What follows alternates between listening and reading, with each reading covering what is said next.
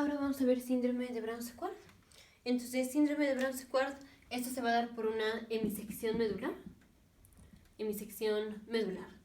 Ahora, primero, para ver cómo se va a presentar el paciente con síndrome de Brown-Séquard, vamos a repasar los 3 tractos clásicos de la médula espinal. Entonces, tenemos, aquí está la médula espinal, digamos, esa es la médula espinal, y este es el sistema nervioso central. Vamos a poner 3 vistas de la médula espinal.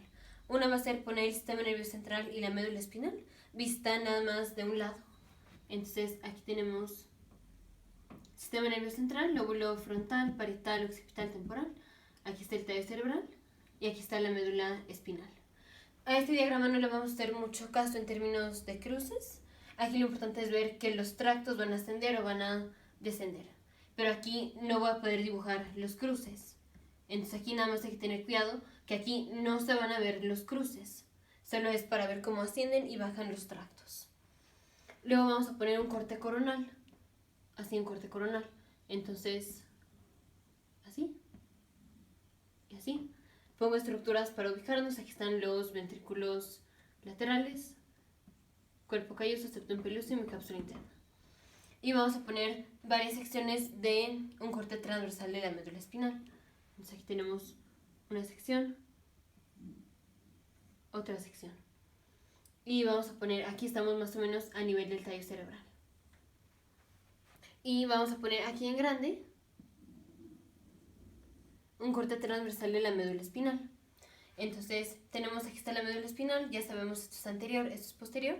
Hacemos el corte transversal así, en donde esto es anterior y esto es posterior, anterior, posterior. Y al poner el corte así, esto es posterior y esto es anterior. Entonces ya sabemos, esta parte es posterior y esta parte es anterior. Entonces aquí va a hacer mucho énfasis en cómo estamos viendo la médula. Otra forma de visualizar este corte es, tenemos, aquí está anterior, aquí está posterior, agarramos la médula y la ponemos así. Entonces ahora aquí es anterior, aquí es posterior, hacemos el corte, lo ponemos aquí, esto es posterior, esto es anterior. Entonces aquí vamos a ir dibujando los tractos. Tenemos clásicamente 3 tractos, que es la vía de dolor y temperatura. Otro es la vía de tacto fino y propiocepción. Y el otro va a ser la vía piramidal o vía corticoespinal, que es la vía motora. Ahora la vamos a poner de los dos lados, más o menos. Entonces aquí está el ganglio y la raíz posterior. Aquí está rama dorsal. Aquí igual, ganglio y la raíz posterior, rama dorsal. Y aquí astas anteriores, raíces anteriores. Aquí está asta posterior, asta anterior, asta anterior, asta posterior, más o menos. Entonces vamos primero con la vía de dolor y temperatura. Aquí igual asta posterior, asta anterior, anterior, posterior, posterior, anterior, anterior, posterior, posterior, anterior, anterior, posterior. Más o menos, solo es para darnos una idea. Entonces, primero es la vía de dolor y temperatura. Entonces aquí está la primera neurona. Ya mucho más específico, estas vías las vimos en el video anterior. Aquí ya nada más pongo la vía rápidamente para ver cómo se presenta el paciente. Entonces aquí entra la primera neurona y hace sinapsis con la segunda neurona. Y esta se cruza al lado opuesto y sus axones van a ascender. Entonces si aquí tengo la médula y la pongo así, los axones van a ascender. Aquí está el sistema nervioso central, los axones van a ascender. Aquí lo voy a poner igual, nada más voy a poner que ascienden. Entonces aquí están y los axones van a ascender. Así. Aquí lo único que quiero que se vea es que están ascendiendo. Aquí igual. Entonces aquí está, entran, hacen sinapsis con la segunda neurona y van a ascender. Aquí lo pongo, están ascendiendo, aquí están ascendiendo, aquí están ascendiendo y aquí hacen sinapsis en el núcleo ventroposterior lateral del tálamo y sale la tercera neurona. Pero aquí lo importante es, vean cómo están ascendiendo. Aquí, ascendiendo. Y lo estoy poniendo así como discontinuo porque no quiero confundir si lo pongo continuo. Entonces, así. Entonces, así. O sea, si lo pongo así, están ascendiendo, pero no es que estén pasando por aquí, por eso no lo pongo así. Entonces, están ascendiendo y ascienden como en la parte anterior. Ascienden en la parte anterior de la médula. Así. Ahora vamos con la otra vía. Pero importante, pongo aquí el cruce, aquí va cruce al lado opuesto. Vía de tacto fino y propiocepción. Aquí igual está la primera neurona. Aquí. Esta sin hacer sinapsis pasa a los cordones posteriores y asciende. Entonces aquí está la médula y sus axones van a ascender. Aquí estamos hablando de la primera neurona. Y están ascendiendo en la parte posterior, entonces así. Ascienden en la parte posterior. Y aquí, están aquí, entran y ascienden por la parte posterior. Ascienden por la parte posterior. Y aquí tenemos el cruce a nivel del tallo cerebral. A nivel del tallo cerebral viene el cruce. Aquí hacen sinapsis con la segunda neurona y estas se cruzan al lado opuesto. Y ya son estas las que siguen ascendiendo. Así. Entonces aquí, importante, vino el cruce. Cruce al lado opuesto. A nivel del tallo cerebral. Y ahora vamos con la vía piramidal. O la vía corticoespinal. Entonces, esta voy a empezar a ponerla desde arriba. Aquí. Así. Entonces, de hecho de este lado. Aquí los axones de la motoneurona superior están descendiendo. Aquí a nivel del tallo cerebral. A nivel del tallo cerebral viene el cruce. Aquí ya me crucé al lado opuesto. Aquí tenemos cruce. Y están descendiendo por las astas anteriores. Y aquí van a hacer sinapsis con la motoneurona inferior. Motoneurona inferior. Que vean cómo esta motoneurona inferior ya está del otro lado. Porque aquí tuvimos el cruce. Aquí está el cruce. Importante, aquí está el cruce. Entonces, ya pusimos de un lado, ya pusimos vía de dolor y temperatura, tacto fino y propiocepción y corticoespinal. Ahora vamos a ponerlas también del otro lado. Del otro lado. Entonces, aquí está la de dolor y temperatura. Lo mismo. Entra, hace sinapsis y la segunda es la que se cruza al lado opuesto. Y los axones ascienden. Entonces aquí entra, hace sinapsis y sus axones ascienden. Aquí están ascendiendo por la parte anterior, ascienden por la parte anterior, llegan aquí al núcleo ventroposterior lateral del tálamo, hacen sinapsis y sale la tercera neurona. Ahora vamos con tacto fino. Aquí igual, de este lado, sin cruzarse y sin hacer sinapsis, ascienden. Entonces aquí está así y asciende por aquí. Y aquí es donde se va a cruzar. Aquí se cruza al lado opuesto. Aquí se cruza. Y luego llega aquí al ventro posterior lateral del tálamo, hace sinapsis y sale. Así. Entonces aquí importante es, vayan viendo en dónde está el cruce. Y vamos con la vía piramidal. Entonces, ahora esta viene de acá. Sus axones descienden. A nivel del tallo cerebral se cruzan al lado opuesto y descienden por las astas anteriores. Y aquí hacen sinapsis. Aquí solo voy a poner el cuerpo de la motoneurona inferior. Es la motoneurona inferior con la cual estamos haciendo sinapsis. Y solo voy a poner así, que es el axón que viene descendiendo de la motoneurona superior. Entonces aquí ya tenemos los cruces. Ahora vamos a ver qué pasa si tenemos una hemisección medular.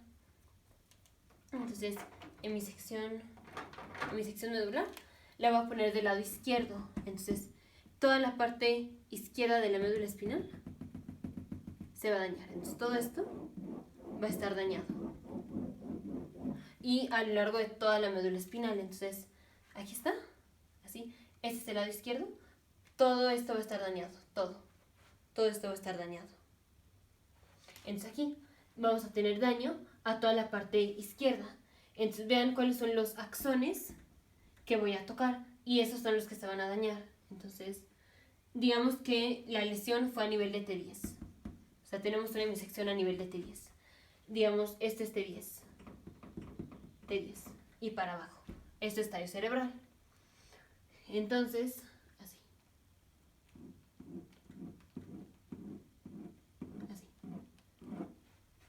Entonces, ¿cuáles son los axones que están dañados? Entonces, vamos primero con la vía de dolor y temperatura. Dolor y temperatura. Aquí, ¿qué axón de dolor y temperatura es el que se está dañando? Los que se cruzaron al lado opuesto. Entonces, aquí se cruzó al lado opuesto y dijimos están ascendiendo. Aquí está ascendiendo, aquí está ascendiendo. Entonces, aquí, ¿cuál es el axón que está ascendiendo, que es el que estoy dañando? El de la segunda neurona que se cruzó al lado izquierdo, Entonces, ¿quién se cruzó al lado izquierdo? Los axones de la segunda neurona. ¿Dónde está la primera neurona? Aquí está la primera neurona, del lado derecho. Entonces, ya en el video anterior vimos, en la corteza hacemos conciencia de la vía de dolor y temperatura del lado contralateral, Aquí el paciente no va a poder hacer conciencia de sensación de dolor y temperatura del lado contralateral a la lesión, porque aquí tenemos tenemos la hemisección del lado izquierdo, y aquí están ascendiendo los axones ya cruzados. Si están ya cruzados, ya pasaron al lado izquierdo. Entonces, ¿en dónde se originó eso? Del lado derecho. Del lado derecho está el cuerpo de la segunda neurona y la primera neurona. Y es la primera neurona la que está recibiendo la información. ¿De qué lado? Del lado derecho. Entonces, el paciente, como tiene hemisección del lado izquierdo, no va a poder sensar la vía o no va a poder sensar el dolor y temperatura del lado derecho, porque son los axones de la segunda neurona de esta vía los que se cruzan y los que se dañan, y son estos los que se dañan en la hemisección medular. Más o menos ahorita afinamos un poco más, pero entonces el paciente tiene pérdida de dolor y temperatura contralateral a la lesión, porque es la información del lado derecho la que finalmente está ascendiendo por el lado izquierdo y son esos los que se van a dañar. Siguiente, vamos a ver la vía de tacto fino y propiocepción. Entonces, tacto fino y propiocepción está en naranja. Entonces, aquí, ¿qué axones son los que estoy tocando? Estoy tocando estos y estos todavía no se han cruzado. Entonces, aquí el paciente está teniendo daño a los axones de la primera neurona de la vía de tacto fino y propiocepción del lado izquierdo. Entonces aquí el paciente va a tener pérdida de sensación tacto fino y propiocepción ipsilateral a la lesión, porque aquí son esos axones los que se están dañando. Estos, dijimos, ascienden sin cruzarse, entonces estos están del lado izquierdo y son estos los que se van a dañar. Ahora vamos con la vía corticoespinal. Entonces, corticoespinal, aquí ¿qué axones son los que se están dañando? Estos verdes. Pero aquí ya tenemos el cruce. Estos axones son los axones de la motoneurona superior que ya se cruzaron. Entonces, ¿de dónde venían? Venían aquí, del lado derecho. Pero entonces, aquí la motoneurona superior va a llegar finalmente con la motoneurona inferior y esto va a hacer que se mueva el lado izquierdo. Ya en el video anterior vimos la corteza derecha controla los movimientos del lado izquierdo. Y aquí están los axones ya de la motoneurona superior ya cruzados, los que se van a dañar. Entonces, si tenemos daño a estos axones, entonces el paciente no va a poder mover lo que esos axones van a controlar. ¿Y qué controlan esos axones? Si se originaban del lado derecho, controlan el lado izquierdo, y aquí están descendiendo. Entonces el paciente no va a poder mover el lado ipsilateral, que es el lado izquierdo. Entonces, a grandes rasgos, es esto lo que va a tener el paciente. Va a tener pérdida de dolor y temperatura contralateral, porque en donde tenemos el daño ya se cruzaron los axones, y todos los axones que ascienden van a estar pasando por donde la médula está dañada. Vamos a tener pérdida de tacto fino y propiocepción ipsilateral, porque esos axones no se han cruzado. no se han cruzado y entonces los de este lado son los que quedan afectados. Y el paciente no va a poder mover el lado ipsilateral a la lesión, porque aquí los axones de la motoneurona ya se cruzaron, y van a estimular al lado izquierdo. Entonces síndrome de Brown-Séquard se va a presentar clásicamente con estos tres. Ahora, tres afinaciones más, que es qué pasa específicamente a nivel de la lesión, porque el paciente va a tener pérdida de dolor y temperatura contralateral, pérdida de tacto fino y propiocepción ipsilateral, y no se va a poder mover del lado ipsilateral, pero todo esto va a estar por debajo de la lesión, o sea, a nivel por debajo de la lesión. Si la lesión fue a nivel, por ejemplo, de T10, entonces todo lo que está por debajo de T10 va a tener lo que ya vimos. Va a tener pérdida de dolor y temperatura contralateral, pérdida de tacto fino y propiocepción ipsilateral, y no va a poder mover el lado ipsilateral, pero solo por debajo de la lesión, Todo lo que esté por arriba de la lesión no se va a ver afectado, todo lo que esté por arriba. Entonces, ahora vamos a ver qué pasa a nivel de la lesión.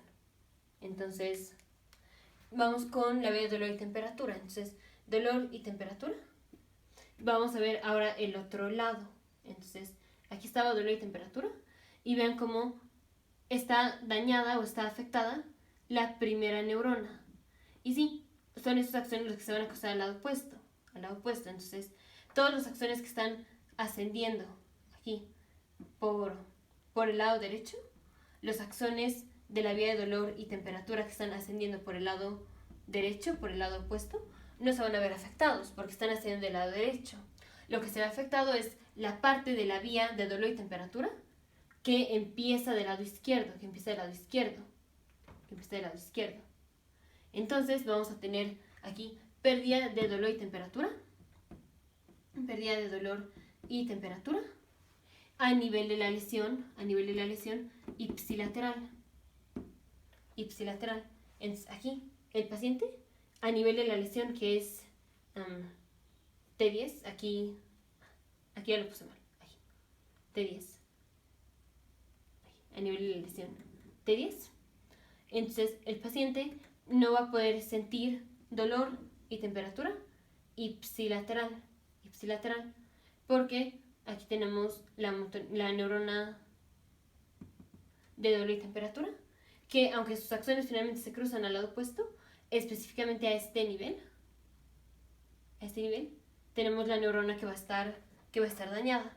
Entonces, pérdida de dolor y temperatura ipsilateral a nivel de la lesión y contralateral todo por debajo de la lesión. Luego la de tacto fino y propiocepción. Aquí esta neurona, aquí entra la neurona y pues esta neurona se va a dañar. Entonces vamos a tener daño también ipsilateral a nivel de la lesión, de tacto fino y propiocepción. Y la vía motora. Entonces, aquí tenemos motoneuronas inferiores que ya están saliendo. Entonces, si tenemos aquí daño a la motoneurona inferior, el paciente va a tener síntomas de motoneurona inferior, que esto es debilidad flácida a nivel de la lesión. Por debajo del nivel de la lesión, aquí tenemos axones de la motoneurona superior, y cuando se dañan axones de la motoneurona superior, el paciente va a tener debilidad espástica. Entonces, el paciente con síndrome de Brown-Séquard se presenta con pérdida de dolor y temperatura contralateral, todo por debajo de la lesión, y pérdida de dolor y temperatura ipsilateral solamente a nivel de la lesión. Todo lo que está por arriba va a estar normal. Pérdida de tacto fino y propiocepción por debajo de la lesión ipsilateral y a nivel de la lesión también ipsilateral. Debilidad flácida ipsilateral a nivel de la lesión y debilidad espástica, o sea, síntomas de motoneurona superior, ipsilateral por debajo de la lesión. Ahora, si tenemos que esto sucede por más o menos por donde está la vía del simpático, que es como a nivel de T1, más o menos a nivel de T1. También se van a dañar los axones de las neuronas simpáticas. Y entonces el paciente se va a presentar con síndrome de Horner. Entonces, síndrome de Brown-Séquard, lo más clásico es pérdida de dolor y temperatura contralateral, pérdida de tacto fino y propiocepción ipsilateral y debilidad espástica ipsilateral. Más si tenemos que esto es a nivel de T1, tenemos síndrome de Horner, más detalles más específicos, pérdida de dolor y temperatura a nivel de la lesión ipsilateral, pérdida de tacto fino y propiocepción ipsilateral a nivel de la lesión y debilidad muscular flácida, o sea, síntomas de motoneurona inferior ipsilateral. Nos vemos en el siguiente video, futuros médicos, científicos e ingenieros.